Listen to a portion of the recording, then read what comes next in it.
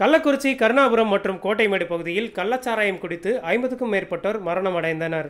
இந்த நிலையில் அப்பகுதிக்கு வந்த விடுதலை சிறுத்தைகள் கட்சியின் தலைவர் தொல் திருமாவளவன் அவர்கள் பாதிக்கப்பட்ட குடும்பத்தினரை நேரில் சந்தித்து ஆறுதல் தெரிவித்தார். ராஜேஷ் என்பவரது குடும்பத்தினரை சந்தித்து திருமாவளவன் அவர்கள் பேசி முடித்த நிலையில் செய்தியாளர்களை சந்தித்தார். அப்போது அருகில் இருந்த அதிமுக ஆதரவாளரும் பத்திரிகையாளருமான நாச்சியால் சுகந்தி அவர்கள் திருமாவளவன் அவர்களை நோக்கி கேள்வி எழுப்பினார். இதனால் ஆத்திரமடைந்த விடுதலை சிறுத்தைகள் கட்சியினர் அவர் மீது வசைபாடி மிரட்டினர். அப்போது அங்கு இருந்த காவல்துறையினருக்கும் நாச்சியால் சுகந்தி அவர்களுக்கும் சிறிது நேரம் வாக்குவாதம் ஏற்பட்டது.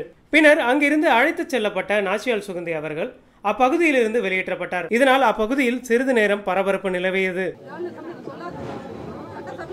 ஒட்டுமொத்த கிராமமே இன்றைக்கு சோகத்தில் மூழ்கி கிடக்கிறது. வீதிக்கு வீதி, வீட்டுக்கு வீடு ஒப்பாரி ஓலம் கேட்டுக்கொண்டிருக்கிறது.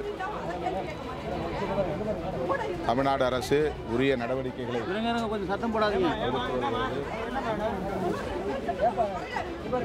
இந்த நடவடிக்கை புலன் விசாரணை மேற்கொள்ள வேண்டும். இந்த பெருந்துயரத்தின் பின்னணியில் இருக்கிற மெத்தனால் மாஃபியா கும்பலை கைது செய்ய வேண்டும்.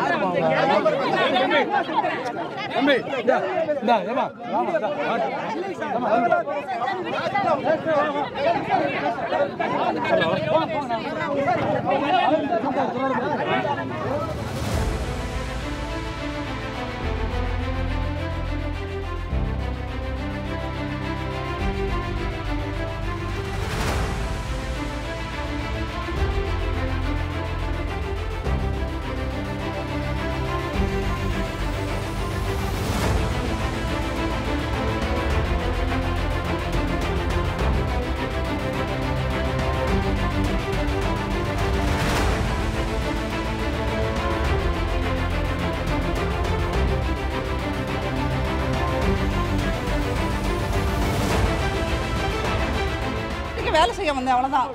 நான் எதுக்கு கிளம்பணும்?